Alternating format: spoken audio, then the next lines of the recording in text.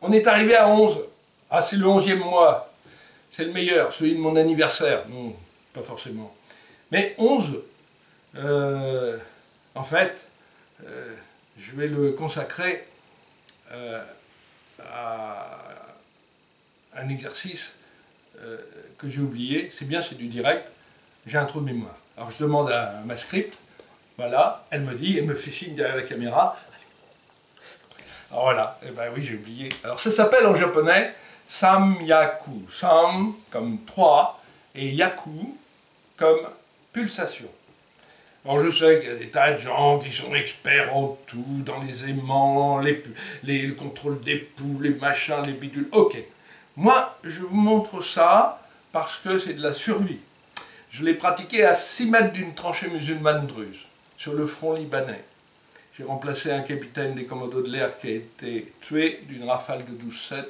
Et en fait, quand je me suis retrouvé dans ce poste, je me suis aperçu qu'on était vraiment au plus près du plus près de tous les observateurs du monde entier. 6 mètres, c'est pas grand-chose hein, par rapport à des miliciens combattants qui se droguent et qui tirent un petit peu sur tout ce qui bouge. Alors je peux vous dire que j'ai connu des anciens qui avaient fait des guerres aussi, d'Indochine et d'Algérie, mais ça ne les empêchait pas d'avoir peur. Et moi j'étais un jeune officier dans le poste, mais j'étais l'ancien du poste. J'avais déjà 1 mois derrière moi dans ce poste-là. Donc j'avais pris un peu la température du lieu. Je puis vous dire que le contrôle des 3 pouls, c'est extrêmement important pour savoir si vous allez mourir. Tout simplement les amis.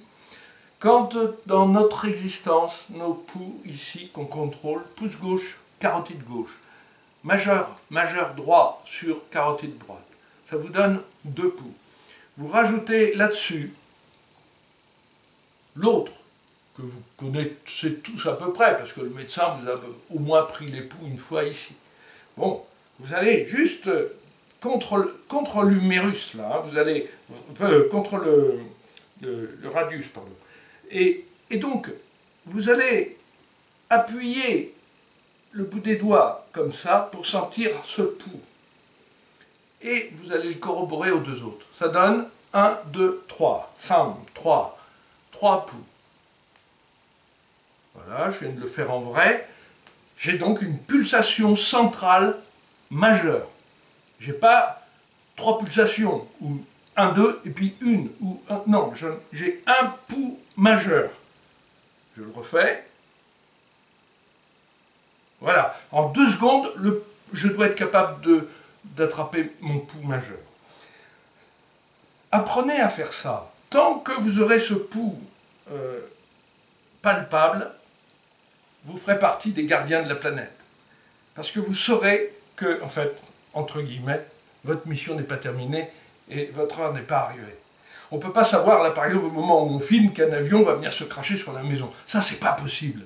Par contre, notre extra-pyramidal le sent. Notre organisme le sait. Voilà.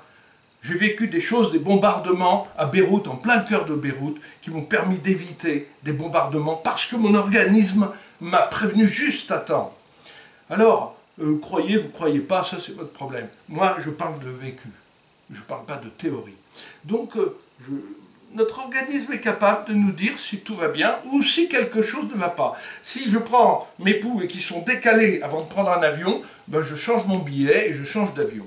Si par contre on me dit « Oh, ne prenez pas cet avion, il est vieux, il risque de tomber », je prends mes pouls et si mes pouls sont équilibrés, je prends quand même cet avion, même s'il y a 200 personnes qui ne veulent pas le prendre. Vous voyez la différence de portage.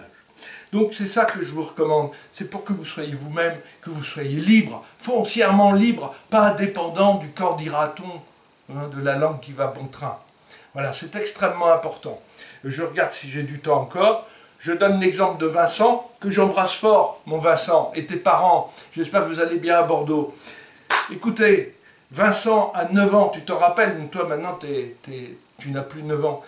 Mais ta maman m'a appelé pour me dire un jour, vous savez ce qu'a fait Vincent au supermarché? Il y a un orage qui est tombé, des gros grêlons qui sont tombés. Les gens ont cru que le toit allait tomber sur la foule dans le magasin. Ils se sont précipités sur les caisses, vous savez, comme pour les soldes, mais dans l'autre sens, pour sortir. Et en fait, ça hurlait, ça pleurait. Et la maman, elle tenait Vincent Vincent, elle te tenait par la main et elle m'a dit, ta maman, je ne sais pas ce qu'il a fait, Vincent, il a retiré sa main brutalement au milieu des hurlements et tout, et il a fait un truc à la gorge et je ne sais pas ce qu'il m'a dit. D'un seul coup, il y a eu un grand sourire et il m'a dit, maman, c'est pas grave, les 3 pouces sont équilibrés. Vous vous rendez compte? Un enfant de 9 ans a été capable de calmer sa mère, et du coup, sa mère étant calmée, elle a commencé à calmer les gens qui étaient autour. Et voilà comment ça se passe, la résonance, la respiration. Un petit enfant de 9 ans a été capable de faire ça. Grâce à la technique Samyaku. Voilà. Merci, professeur Tsuda. Merci, professeur Noguchi. Je vous embrasse.